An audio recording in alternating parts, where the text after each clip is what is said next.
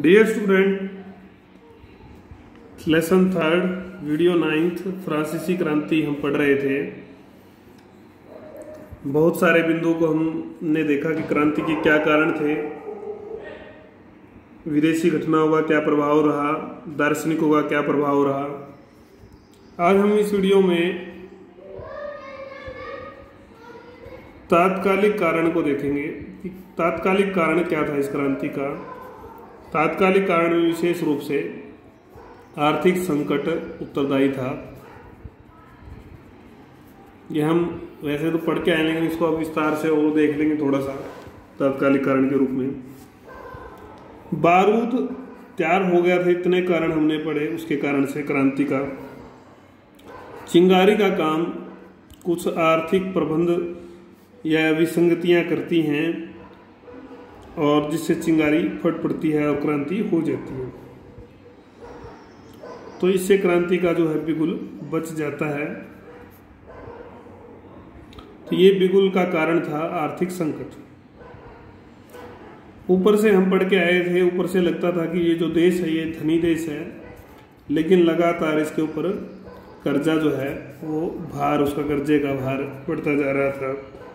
दिवालियापन हो गया था। शाही जो राज्य का खर्च था, शाही खर्च भी मुश्किल से ही हो पाता था, उसके लिए भी कर्ज लेना पड़ रहा था। तो इन समस्याओं से छुटकारा लगाने के लिए कर लगाए गए, और ज़्यादा कर लगाए गए, लेकिन वो लगा नहीं सका क्योंकि फ्रांस की स्थापित मान्यता के अनुसार वह स्टेटस जनरल की आज्ञा व सलाह के बिना ऐसा नहीं कर सकता था।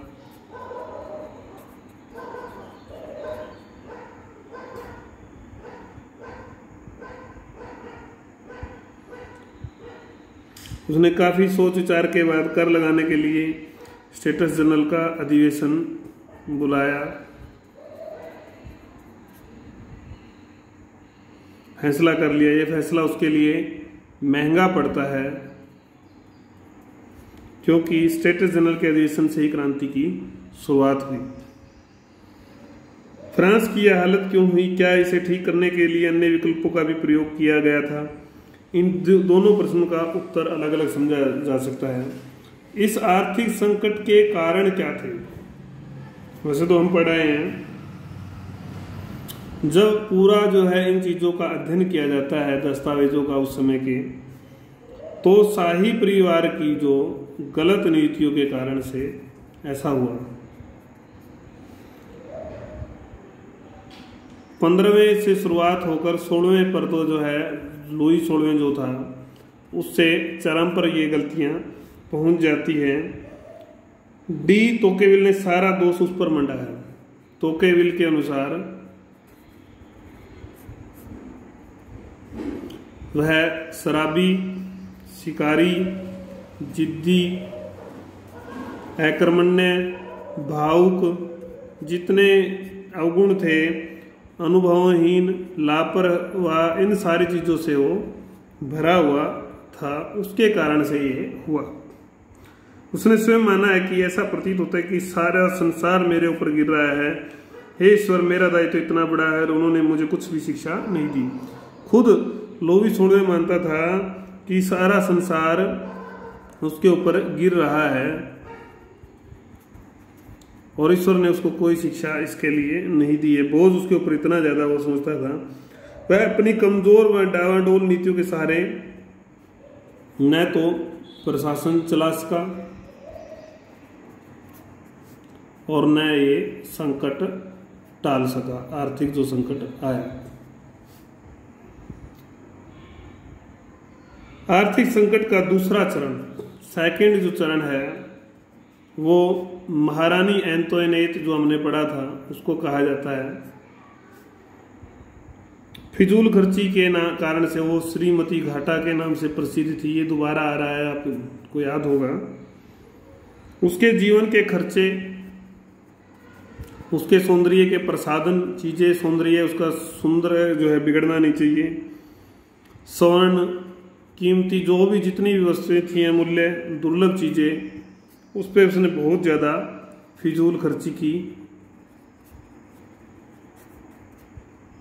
राजकोष छोटा पड़ने लग गया था उसके इस फिजूल करने के कारण से। रानी ही इसके लिए जिम्मेदार थी। उसके बाद आर्थिक संकट के समाधान के प्रयास, समाधान के कुछ प्रयास हुए, उनके बारे में भी हमें जानना जरूरी है, वो क्या थे। लुई 16वें ने सत्ता में आते ही प्रयास किया, मंत्री बदले लगातार बड़ा काम यही किया, लगातार वित्त मंत्री बदले, लेकिन वांछित जो सहयोग मिलना चाहिए था, वांछित सहयोग शासन का या लोग अधिकारियों का न मिलने के कारण से समाधान नहीं हुआ। यदि शासक ने तुर्गो व नेकर का पूरा समर्थन किया होता, तुर्गो व नेकर का समर्थन किया होता तो कुछ अवश्य हो सकता था, लेकिन 1776 को तुर्गो को पद से हटा देता है तो क्रांति इसके कारण से फिर अटल हो जाती, क्योंकि वही एक व्यक्ति जो है थोड़ा बहुत सुधार कर सकता था और क्रांति कुछ समय के लिए टल सकती थी। तो तुर्गो के बारे में हम पढ़ेंगे। तुर्गो 1774 से लेकर 76 तक ये रहा। उसने मितव्ययिता का सहारा लेकर कुछ खर्चे कम किए। मितव्ययिता कहा कि भाई मितव्ययिता करो, इसका सहारा लेकर खर्चे कम कर दिए। वित्त का जो है कंट्रोलर जनरल नियुक्त किया जाता है तुर्गो को, कंट्रोलर जनरल। अनाज व बेगार प्रथा के बारे में कुछ कानून बनाए इसने, अनाज और बेगार के बारे में कुछ कानून बनाए। कुलीनों पर नियंत्रण का भी प्रयास किया। इसी आरोप पर उसको आखिर में पद से हटा दिया गया। उसके बाद नेकर आते हैं वित्त मंत्री के रूप में, वो 81 तक रहते हैं, 1781 तक। नेकर साहूकार था, निपुण अर्थशास्त्री था, जानकार था। उसने हर स्थिति को लगभग संभाल ही लिया था, लेकिन जैसे ही अमेरिकी स्वतंत्रता संग्राम में शामिल होने को लेकर जो फैसला लिया जाता है, उसकी जो योजना है वो मिट्टी में मिल जाती है। उसने प्रयास किया खर्च कम करने का, लेकिन आखिर में उसको पद ही त्यागना पड़ता है। उसके बाद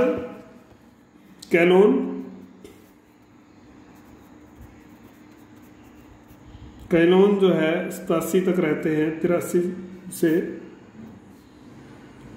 नेकर के बाद फ्यूलेरी और ओर्समैन भी वित्त मंत्री बने थे, लेकिन कोई परिणाम नहीं निकला। कैलोन फिर बने तो इन्होंने कुछ सामंती अधिकार से बचने का निश्चय किया, सामंती अधिकारों से बचने का प्रयास किया। विभिन्न वर्गों की सभा बुलाई और कर्जे की जो स्थिति थी वो उनके सामने रखी। ठोस योजना सिरे नहीं चढ़ी, कोई ठोस योजना सिरे नहीं चढ़ी तो उसको भी हटा दिया गया। उसके बाद 5 आ लिए कुल मिलाकर, छठे आ रहे हैं ब्राइन, 88 तक ये रहे।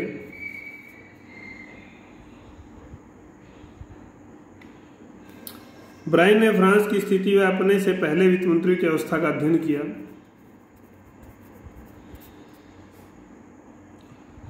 कुलीनों की सलाह से उसने फैसला लिया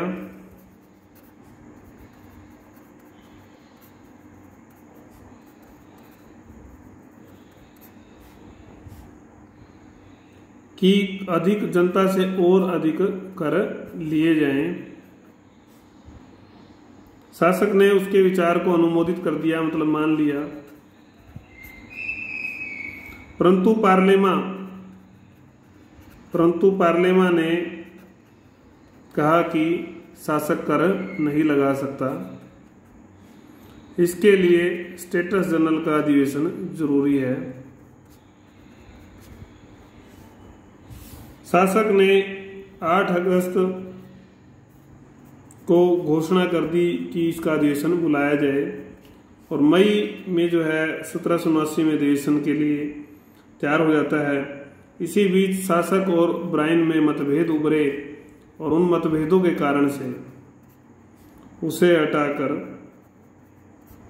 नेकर को दोबारा से प्रधानमंत्री, वित्त मंत्री जो है, मंत्री जो है इसका बना दिया जाता है, और उसको कहा जाता है कि स्टेटस जनरल की जो है सभा बुलाकर कार्य आगे बढ़ाए। तो ये आपने देखे कितने इन्होंने वित्त मंत्री बदले, लेकिन होना इससे कुछ नहीं था और नहीं हुआ। उसके बाद फिर आता है क्रांति की घटनाएं। क्रांति की घटनाएं क्या थी? घटनाएं इसको देखेंगे हम। परिस्थितियां सब तैयार हो चुकी थी, सब उसको अनदेखा कर रहे थे, लेकिन कब तक अनदेखा करते?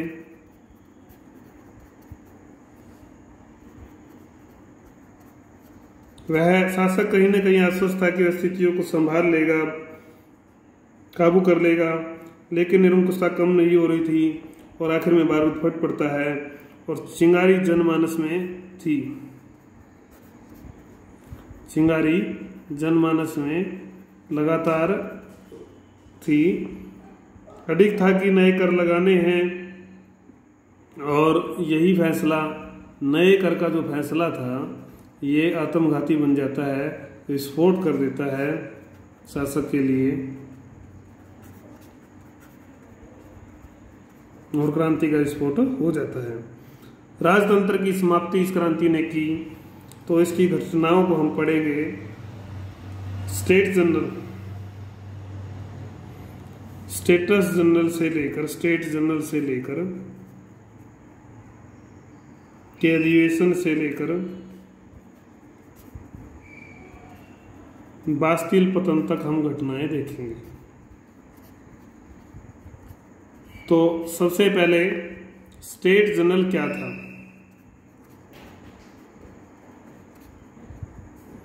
इसका संक्षिप्त परिचय देखेंगे हम।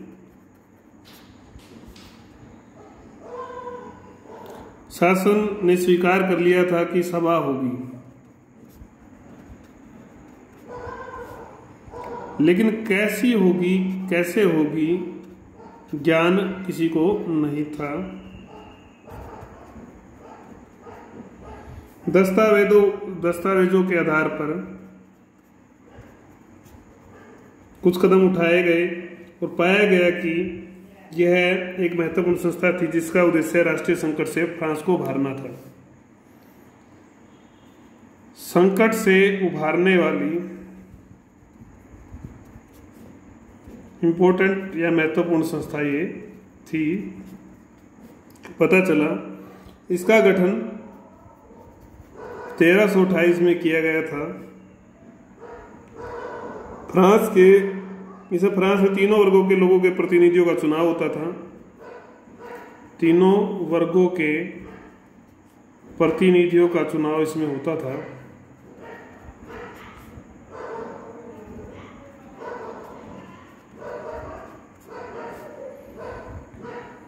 फिर वे अलग अलग सभा करके अपने विचार देते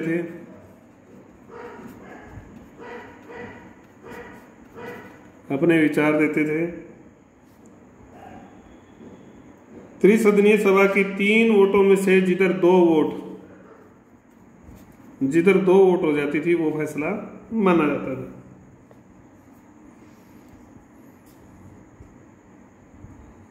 इसकी मीटिंग 1328, 1483, 1576, 1588 और लास्ट जो थी वो 1614 में हुई थी। उसके बाद ये मृत प्राय थी, कोई उपयोग नहीं हो रहा था इसका। पिछले इतिहास के आधार पर 24 जनवरी 1779 को चुनाव प्रारंभ होता है सदस्यों का। हर गांव और नगर में 25 वर्ष से अधिक आयु के जो पुरुष थे वो मतदान के योग्य बताए गए। फिर तीनों वर्गों के सदस्यों का चुनाव हो जाता है। पहला जो था पादरी वर्ग, इसके सदस्य थे 308, कुलीन वर्ग के सदस्य थे 285 और जनसाधारण जो वर्ग था उसके सदस्य थे 621। इस प्रकार चुनाव की प्रक्रिया के बाद इनकी बैठक की बात हुई, जहां से नाटक का जोर प्रारंभ हुआ। अब अगला जो बिंदु है ये हमने परिचय देखा। इसके बाद जो बिंदु आता है वो है स्टेटस जनरल का अधिवेशन। इसी बिंदु को हम पढ़ेंगे। बस इस बिंदु में देखो, दोबारा से हम आर्थिक संकट को पढ़ रहे थे, इसमें हमने कारण देखे इस संकट के। समाधान के प्रयास में तुर्गो, नेकर, कैलोन और भी 2 मंत्री आए, ब्राइम, और दोबारा से फिर नेकर। फिर हम क्रांति घटनाओं को पढ़ रहे हैं। पतन तक, बास्तिल के पतन तक हमने पढ़ना है। स्टेट जनरल का एक परिचय हमने पढ़ लिया है। अब दूसरा जो बिंदु है वो है आपका इस स्टेट जनरल का अधिवेशन। कैसे इसका अधिवेशन होता है, उसमें क्या क्या घटनाएं होती हैं। तो उद्घाटन के लिए इस अधिवेशन का जो समय रखा जाता है वो होता है 5 मई 1789। इस दिन इस अधिवेशन का उद्घाटन होगा। तो 5 मई 1789 को क्या होता है, तीनों वर्गों के सदस्य सुबह 8 बजे वर्साय के राजमहल में पहुंचे। प्रथम द्वितीय वर्ग तो आसानी से सभा में बैठ गया। फर्स्ट और सेकंड वर्ग सभा में बैठ गया आसानी से।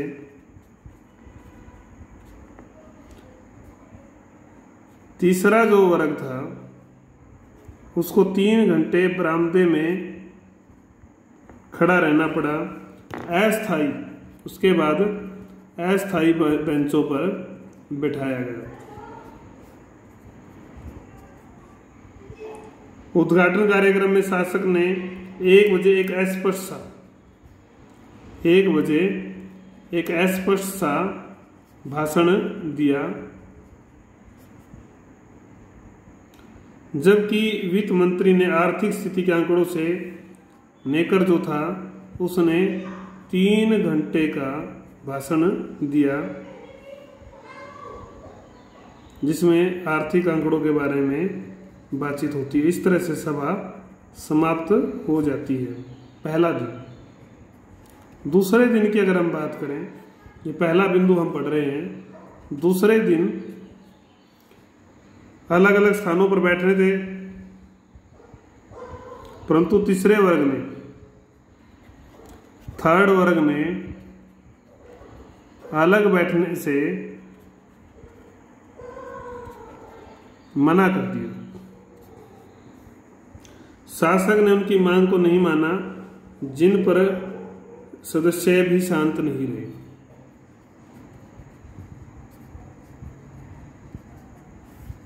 सदस्य भी शांत नहीं रहे। इसके बाद क्या हुआ, फिर सदस्यों ने राजनीतिक कदम को आगे बढ़ाते हुए अपने आप को एक राजनीतिक दल बना लिया। अपने आप को एक दल बना लिया और एवं जागरूक समूह ने इस शासक पर दबाव डालने के लिए स्वयं को राष्ट्रीय सभा घोषित करने का फैसला लिया। स्वयं को राष्ट्रीय सभा घोषित करने का फैसला लेते हैं दबाव बनाने हेतु। 10 जून 1789 को सदस्यों के इस फैसले में बदलाव आ गया और यह कहा गया कि अंतिम बार 12 जून को प्रथम और द्वितीय वर्ग को 12 जून को कहा जाएगा कि साथ बैठ जाएं। यह अंतिम बार कहा जाएगा और फिर निर्णय दिया जाएगा। यदि वे नहीं आएंगे तो फिर कदम आगे बढ़ाए जाएंगे। ये वो लोग कह देते हैं। उसके बाद इसका पहला बिंदु हमने पढ़ा। जो दूसरा बिंदु है वह है राष्ट्रीय सभा का गठन। राष्ट्रीय सभा का गठन।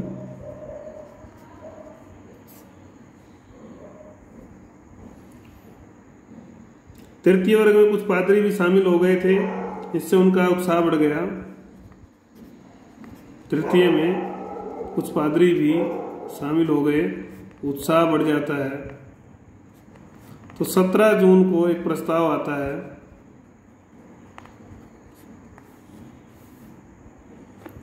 राष्ट्रीय सभा का नामकरण इस प्रस्ताव के माध्यम से कर दिया गया। शासक स्थिति को टालने की सोच रहा था, किसी तरह टल जाए, तो उसने 19 जून को यह फैसला कर दिया कि समस्या का समाधान 23 जून को विशेष शाही अधिवेशन में करेंगे। 20 जून को जब सदस्य सभा स्थल पर पहुंचे तो उनके तो दरवाजे बंद थे, सैनिक पहरा दे रहे थे, बरसात हो रही थी। सैनिक पहरा दे रहे हैं और बरसात हो रही है। बरसात होने के कारण सदस्य पास के ही टेनिस कोर्ट टेनिस खेलने के लिए बना मैदान में एकत्रित हो जाते हैं। यहीं पर इन सदस्यों के ने बेली के नेतृत्व में, बेली इनके नेता थे, उसके नेतृत्व में सौगंध ली, कसम खाई, शपथ ली कि जब तक राष्ट्रीय सभा लक्ष्य तक नहीं पहुंच जाती, जब तक संघर्ष जारी रहेगा। बेली के शब्दों में यह सौगंध इस प्रकार ली, राष्ट्रीय सभा ये निश्चित करती है कि हम कभी भी अलग नहीं होंगे जब तक संविधान का निर्णय नहीं हो जाता। 23 जून को फिर संयुक्त बैठक बुलाई जाती है, लेकिन शासक की आवाज में निरंकुशता और आंकड़ों के अतिरिक्त कुछ नहीं था। निरंकुशता और आंकड़े ही थे वहां पर। उसने राष्ट्रीय सभा को आखिर में गैर कानूनी और असंवैधानिक घोषित कर दिया। सभा समाप्त हो जाती है। इसके बाद शासक के पीछे पादरी व कुलीन भी चले गए। शासक के पीछे कौन थे? पादरी और कुलीन थे, वो भी उठकर चले जाते हैं, चले जाएं। लेकिन तीसरे वर्ग के सदस्य वहीं रहे। सैन्य अधिकारियों ने उन्हें उठकर जाने का आदेश दिया तो मिराबो ने कहा, जनता की मर्जी से यहाँ बैठे हैं तो केवल तलवार की नोक ही हमें यहाँ से उठा सकती है। शासक को सैन्य अधिकारियों ने जब जानकारी दी तो उसने कहा बैठे रहने दो, लेकिन 27 जून को उसने सभी को संयुक्त बैठने की आज्ञा दे दी। इसका पालन 30 जून 1779 को हुआ। शासक को अब भय का एहसास होने लगा। उसने स्विस, जर्मनी व ऑस्ट्रेलिया से भी सैनिक बुला लिए और नेकर को पद से हटा दिया और फिर जनता भड़क जाती है। फिर बास्तिल का पतन हम अगली वीडियो में देखेंगे, समझेंगे, पढ़ेंगे। तो इस तरह से चीज़ें आगे बढ़ती हैं। बड़ा इंटरेस्टिंग है, आप इसको ध्यान से पढ़ें, काफ़ी इंटरेस्टिंग चीज़ है ये। बास्तिल का पतन भी हम पढ़ ही लेते हैं। फिर अगला बिंदु है, हम राष्ट्रीय संविधान सभा करेंगे। इसको हम बास्तिल का पतन आपको कहाँ पढ़ाएं? एक सेकंड, कोई और पेज देख लेता हूँ मैं जिस पे कम काम करवाया हो, यहाँ पर पढ़ा देता हूँ। बास्तिल का पतन।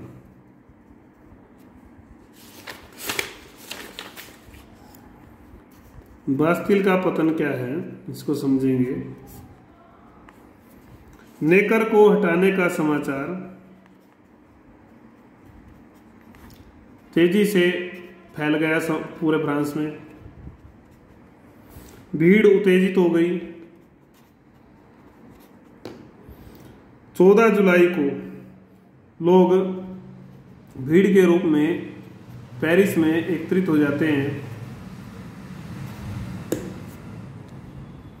यहाँ एक पत्रकार मिखाइल देशमुला ने भीड़ को भड़काऊ भाषा में संबोधित किया। पत्रकार का नाम आपने देखा क्या था, मिखाइल देशमुला ने। उसके भाषण का सार था, भाषण का सार क्या था, भाषण तो बड़ा था कि शासक विरोधी सैनिकों का प्रयोग कर हमें कुचलना चाहते हैं। शासक सैनिकों का प्रयोग कर हमें कुचलना चाहते हैं। ऐसे में हमारी रक्षा तभी संभव है, रक्षा तभी संभव है कब, जब हमारे पास अच्छे हथियार हो। किसी ने बताया कि वो हथियार, गोला बारूद कहाँ रखा है, बास्तिल के किले में। तो बास्तिल के किले में वो हथियार रखा है, ऐसा किसी ने बताया। भीड़ उसी दिशा में आगे बढ़ गई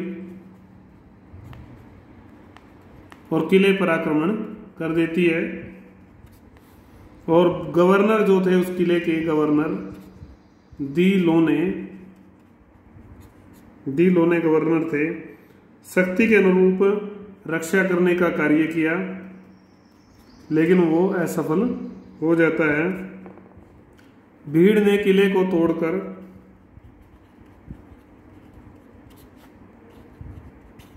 अधिकारियों को मार डाला और कैदियों को रिहा कर दिया। यह सम्राट व उसके शासन या तंत्र की पहली बड़ी असफलता थी और ये मुख्य असफलताओं में से एक थी। तो ये हमने बास्तिल का पतन देखा। इसके बाद अगली वीडियो में हम राष्ट्रीय संविधान सभा के बारे में पढ़ने वाले हैं, वह फिर नेशनल कन्वेंशन के बारे में। पार्ट थोड़ा बड़ा है, लेकिन बड़ा इसलिए ज़्यादा हो रहा है कि आपको एक एक चीज़ डिटेल में कराई जा रही है।